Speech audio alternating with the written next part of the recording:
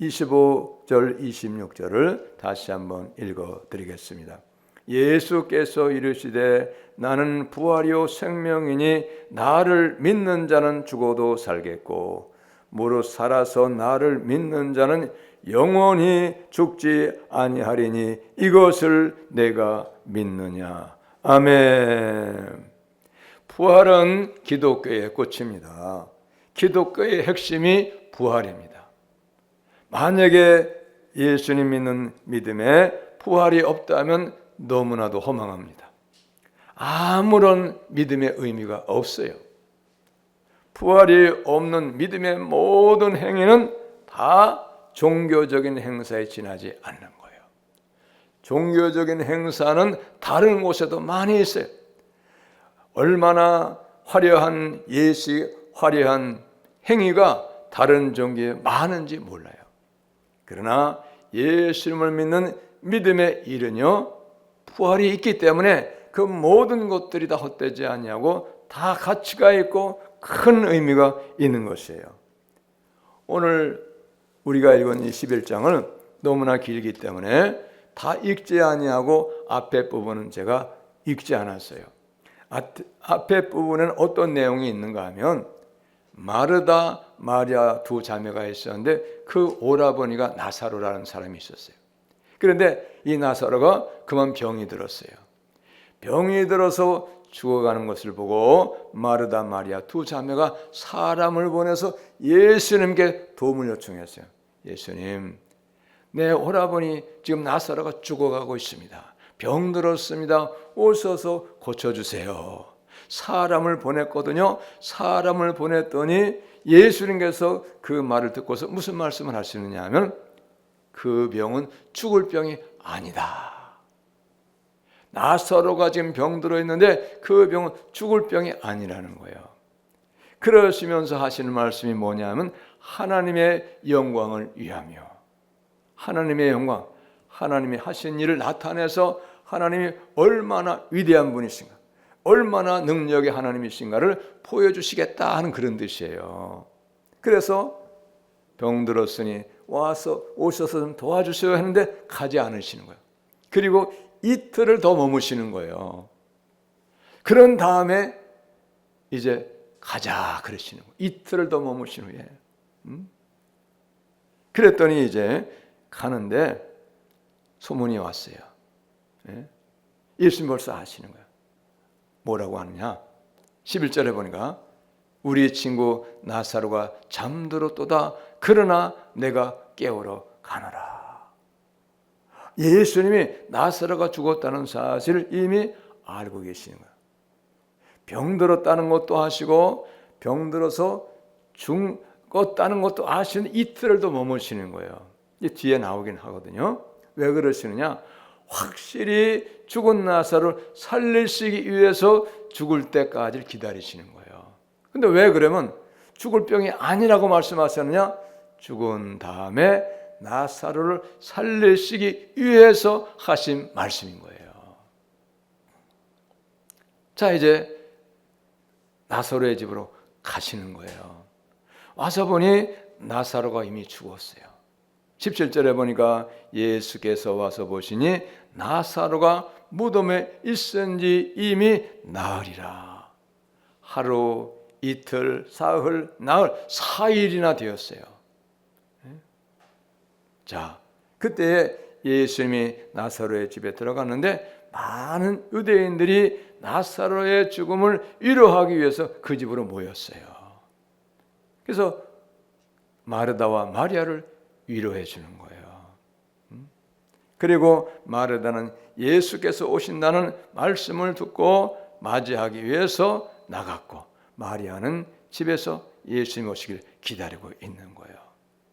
자, 마르다가 예수님을 만났어요. 21절에 보니까 주께서 여기 계셨더라면 내 오라버니가 죽지 아니하였겠나이다. 당연한 일이죠. 그게 무슨 얘기입니까? 원망주의 이야기예요. 예수님이 여기 빨리 오셔서 계셨다면 우리 오라버니 나사로가 죽지 않았을 것인데 왜 이제 늦은 후에 죽은 다음에 오셨습니까? 그런 얘기예요. 죽은 다음에 오셨습니까? 그러나 그 다음에 또 고백이 있어요. 나는 이제라도 주께서 무엇이든지 하나님께 구하시는 것을 하나님이 주실 줄을 아나이다. 예수님이 죽은 나사로도 살려주실 것을 이 마르다는 분명히 믿고 알고 있는 거예요.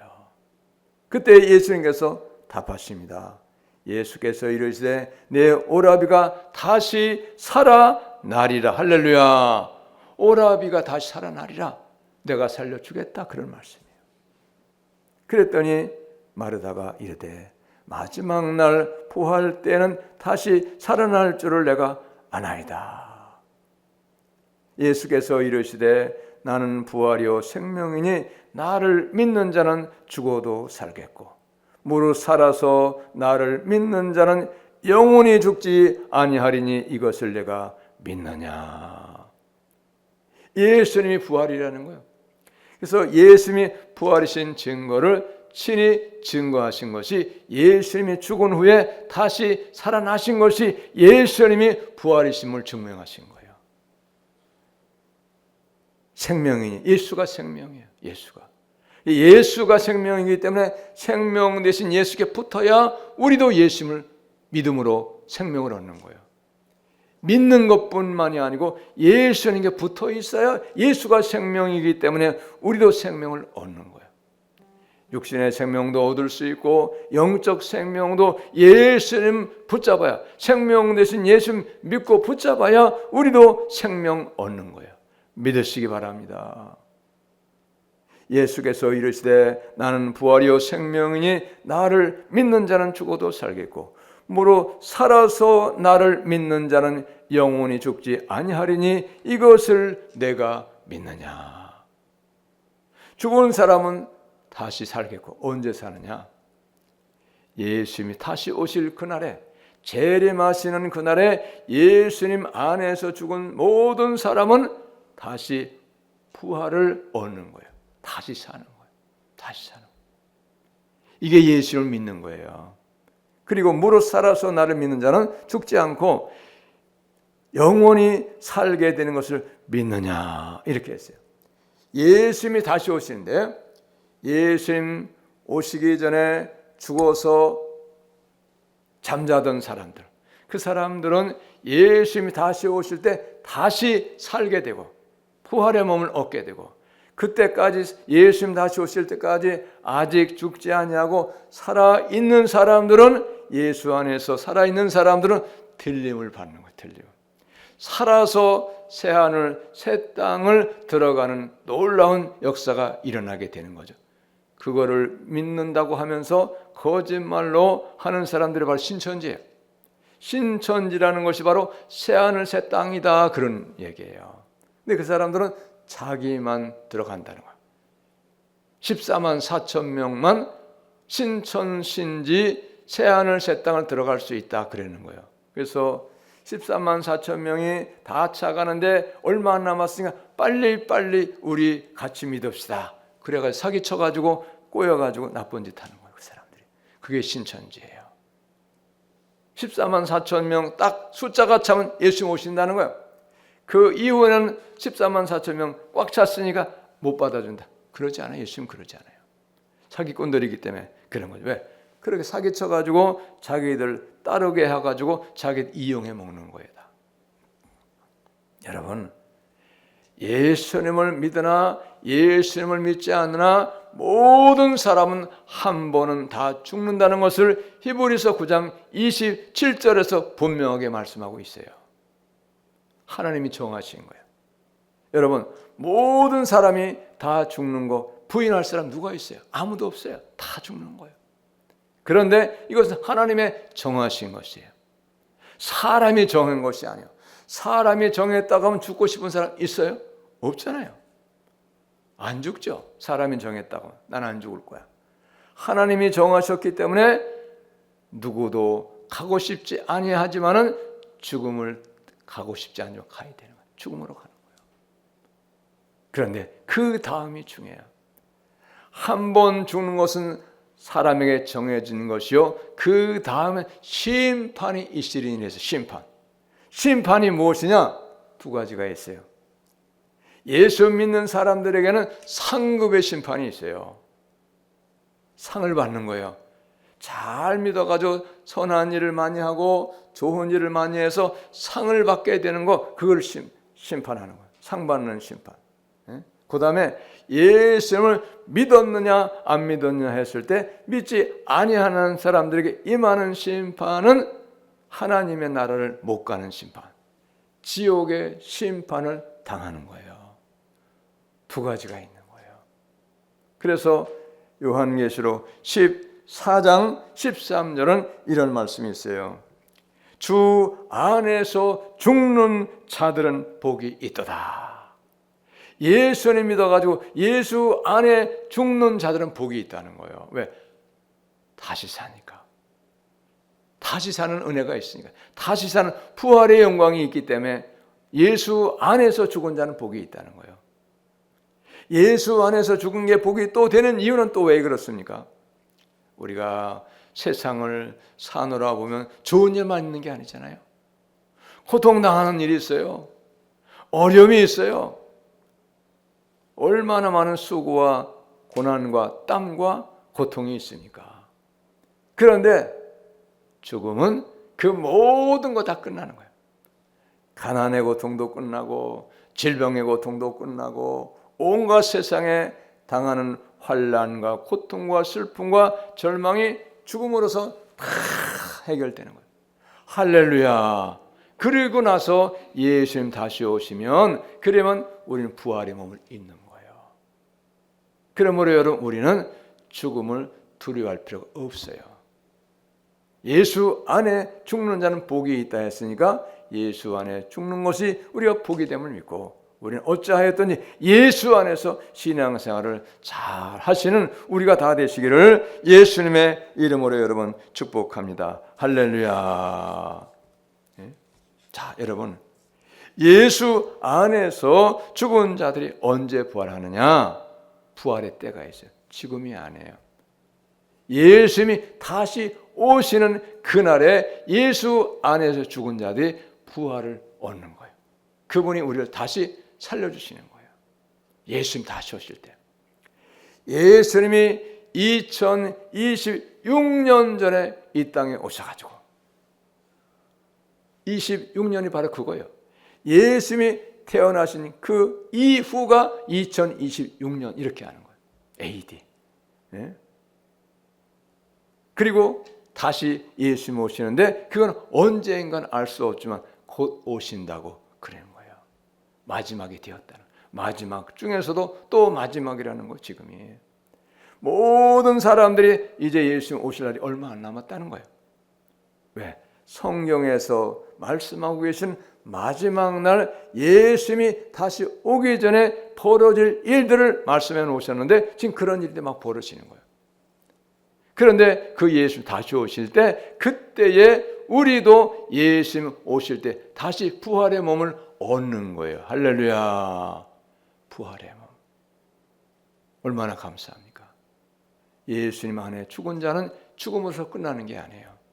예수님 안에서 예수 믿다가 죽은 사람은 예수님이 다시 오실 때에 부활의 영광, 부활의 몸을 우리가 다시 얻는다는 사실은 얼마나 놀랍고 기쁜 것인가를 여러분 우리가 아셔야 돼요. 할렐루야. 그래서 주 안에서 죽는 자들이 복이 있다 이렇게 말씀하시는 거예요.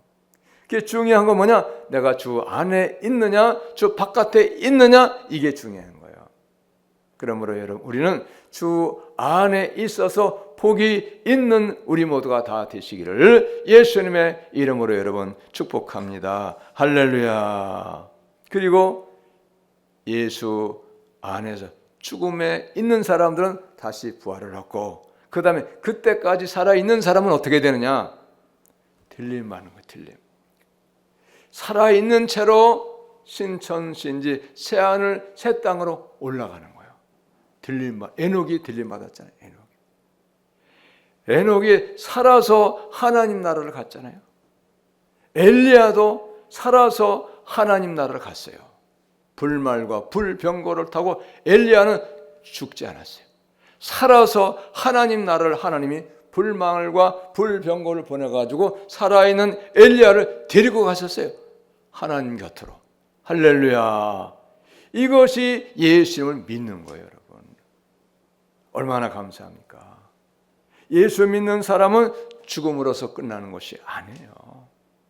그러나 예수님을 믿지 아니하는 사람은 죽은 후에 심판이 있는데 믿지 아니하는 사람은 이미 요한복음 3장 18절에서 믿지 아니함으로 이미 정죄를 당했다 그랬어요. 정죄당했다는 거예요. 심판을 이미 받았다. 믿지 아니함으로. 그 심판은 지옥의 심판인 거예요, 여러분. 영원한 고통이에요. 끝나지가 않아요. 영원한 불못인 거예요. 사람의 영혼은요, 능히 죽일 자가 없다 그랬어요. 그냥 눈 감아보세요. 죽었어요, 내가 지금. 육신은 사람들이 나를 염을 해가지고 뭐 옷을 다시 갈아입히고 관에 넣고 그래가지고 화장을 했잖아요. 육신은 화장해서 다 불타버려. 근데 영혼은 나는 그냥 있는 거예요. 그게 영혼이에요. 능히 죽일 자가 없다 그랬어요. 그게 지옥으로 떨어지는 거예요. 둘째 사망이라는 거예요. 영혼은 불못에서 영원한 고통을 당하는 거예요. 끝이 없어요. 끝이 없어.